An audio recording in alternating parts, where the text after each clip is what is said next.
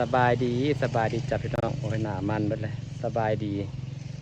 เอาปลามาให้200เพิ่นสั่งพี่น้องอันนี้คือปลาเพิ่นซื้อเด้มือหนาก้อนนากะจะซ้ำมาให้เพราะว่ามันมีคนหาคือแต่ก่อนจะมีเบาปีซาหาเนาะ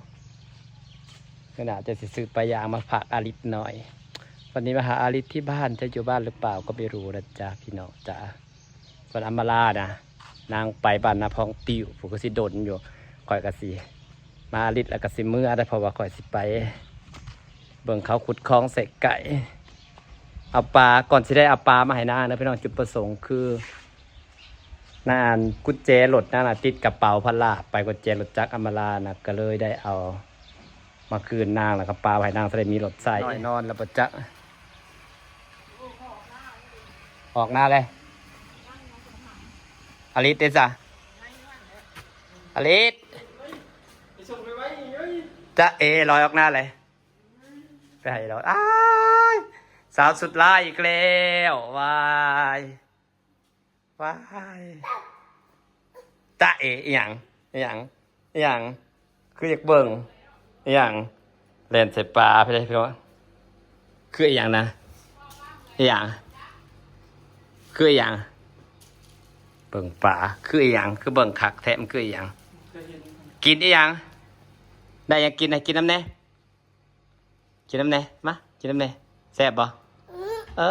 บ่แซ่บบ่แน่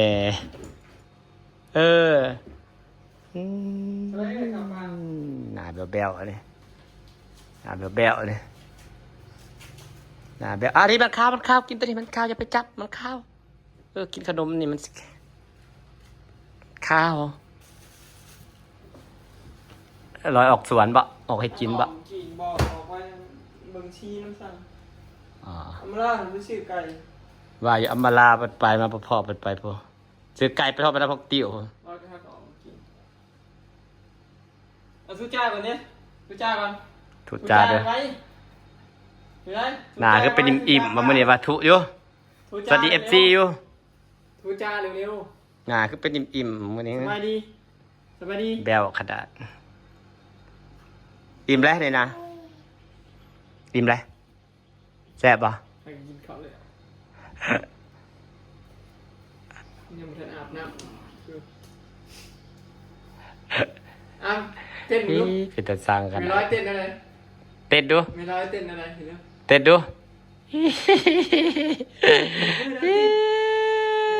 ไม่ทำมาลาได้จ้ะทำลาเต้นได้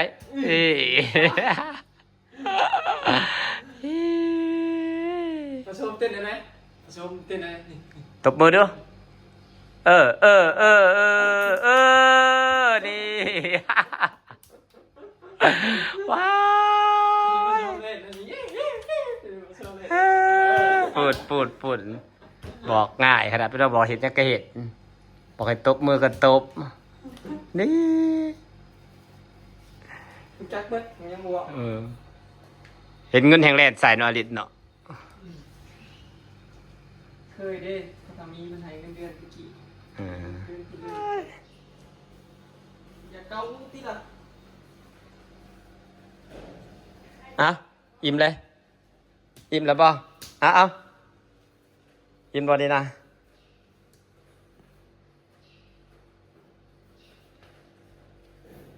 อิ่มเลยเก็บถิ่นเนาะมันอิ่มแล้วเก็บถิ่นจ้ะเก็บตบมือ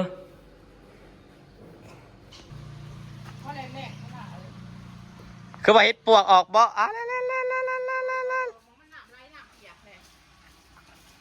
บ่พอสีซุ่มเนาะบ้านฮะก็ได้พดพักซอยไม่ใหญ่บ่ไปกดดื้อเดี๋ยวน้อยแล่นว้าเบลตัวดีพุ่งผู้ใดดิวันใดที่วันใดเก็บอยู่ซะก็เอาทางออกหน้าคุณเข้า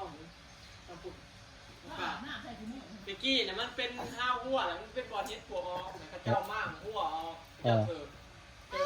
เห็ดเป็นบอลอยู่บอลเซราเซลนี่แล้วก็เจ้าอาน้ำ โอ้น้ำมันเลยซุ่มตลอดเออ ออกกระโต๊ะบ่อนเราอาบน้ำด้วย เออหักเจ้าของเราบ่เห็นนะ เห็นเราน่ะโทรบอก เออเธอบอกไปอันนี้เนาะดีแต่เธอบอกไปถ่ายคลิปจะเอว้ายสาวดื้อจะดื้อดิดื้อเด้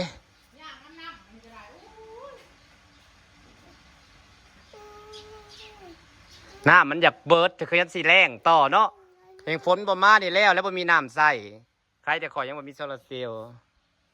อันนี้ดอกน้ำมันเบิดเพราะฝนทิ้งช่วงตั้งแต่ไอ้ฝนทิ้งช่วงตั้งแต่พุ่นเนาะเกี่ยวข้าวปุ๊บฝนกับบตกเลยเท้าจนฮอดฮักกระตกองกี้นี่คันฝนบตกมาอีกยังแห้งจักเขาต้องเตือนในน้ำน่ะเบิดอีหลีได้บ่มีน้ำใส่อีหลีได้น้ำบ่พอใส่เนาะจักควรมานั่งเล่นน้ำพี่น้องบ๊ายบายไม่ลอยไปสละไม่ลอยไปใส่เบื่อเด้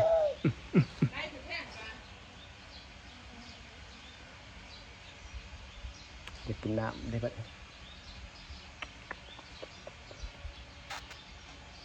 มาเล่นอลิจะหน่อยกระซิมเมื่อแล้วพี่น้องจ้ะ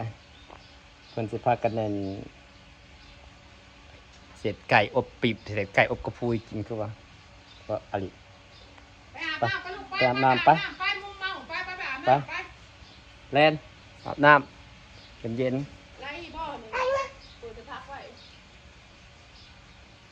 ถ้าไม่มีพอลล่าก็ไม่มีอลิน้อยเพิ่นว่าได้มือนั่นนะคู่มาพร้อม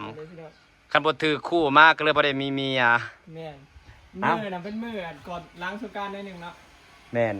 หลายคู่เลยเด้อได้เงินได้เมียได้เมียยอดพอลล่านะนี่เด้ลูกไอ้ลูกไผ่อามลูกไผ่ครับไม่ได้เขาผูกเขาเอาเงินค่าเมซื้อให้1,500มื้อนะมื้อดองนะ เขาว่าคันบ่มีเจ้าเขาก็ได้ลูกไผ่ดีได้ลูกไผ่อันนี้แล้วว่าก็ได้ขอบใจหลายเอาเงินมาให้1,500ผูกแขนได้1,500บักค่าเมซื้อ ป้าแล้วจะว่าได้ค่อยได้เป็นเมซื้อให้กับเจ้าเป็นฝั่งเป็นฟ้าหลายคู่เด้กับเจ้าก็ดีใจได้ลูกเขยได้ลูกไผ่เด้กับเจ้าก็เขาได้กันแล้วก็หูจักความเล็กน้อยแค่14-15 ปีเอากันหูจักความเด้เอากันหูจักความแบบอันนี้กับฐานะข้าเจ้าก็ซ้ำกันแบบนี้ครับแบบคือแบบมันเลยบาลานซ์กันเขาเลยแบบโอ้ยก็เลยโอเคมันก็เลยแบบโอเคครับว่าโอ้ที่แท้พามันมาเปิดเพลงพามางานไอ้เพื่อนอิโสงานขึ้นบ้านปีสุดท้ายมาแล้วกับผู้สาวหมักแล้วกับพอเดือนสักพอก็เอากันแล้วก็ได้อยู่มาอยู่เท่าซุมื้อนี่กับเขาเจ้าก็ร่ำรวยเลยได้เขาเจ้าก็เฮงได้แต่ว่าคู่มันถือกันไม่มีบ่อนหานะบ๊ายบายอันนี้ด้วยสิบ๊ายบายจุ๊บแล้วพอสิไปน้ำก็สิเมื่อปะเพิ่นเมื่อแล้วบ๊ายบายมื้ออื่นยังพอกันใหม่มื้อเขาได้ขาปลาหน่อยเว้ย160กุดคล้องใส่ไก่แล้วจากสิมาเล็ดน้ำเด้ออลิศชิเมื่อบ่บัดนี้เมื่อแล้วปลาเขาเห็ดคลองให้อยู่อำมาลาก็บ่อยู่เพราะมันอำลาไปสืบไปฮอดปนาพกติ้วผู้ไปเอาของบ่ไปเอาของมาแต่ไทยบ่ก็ไปวันคืนขอนมเย็นดอกหนึ่งนมชมพูชอบกินมากแถมทางแปลบสีโอ้เป็นน้ำแข็งใสขายบ่อากาศมันร้อนเนาะหน้าขายอยู่อากาศมันร้อนช่วงนี้ฝนกระบดตกว่านี่คือได้เก็บเห็ดปวกได้เห็นก็ดีใจเลยนะได้เก็บก็ดีใจเลยนะเห็ดปวกนะ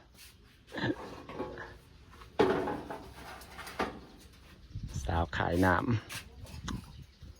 นมเย็น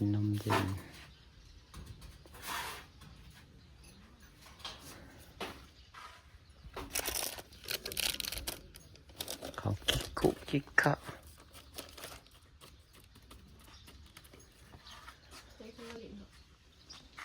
เอาปลามาให้อำมาลากระสิเมื่อเพิ่นบ่อยู่เพิ่นไปใส่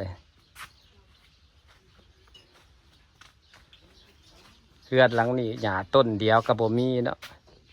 นี่แม่เฮ็ดเรียบเกี่ยงเขียวๆได้ต้นอีหยังวะ ขมิ้นเบาะขี้หมิ่นเบาะ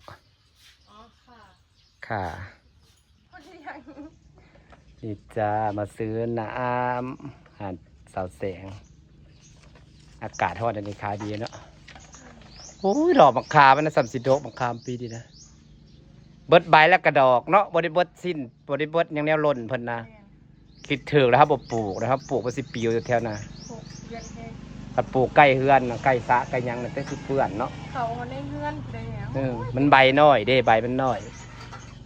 เบิดใบแล้วกระดอกต่อพี่น้อง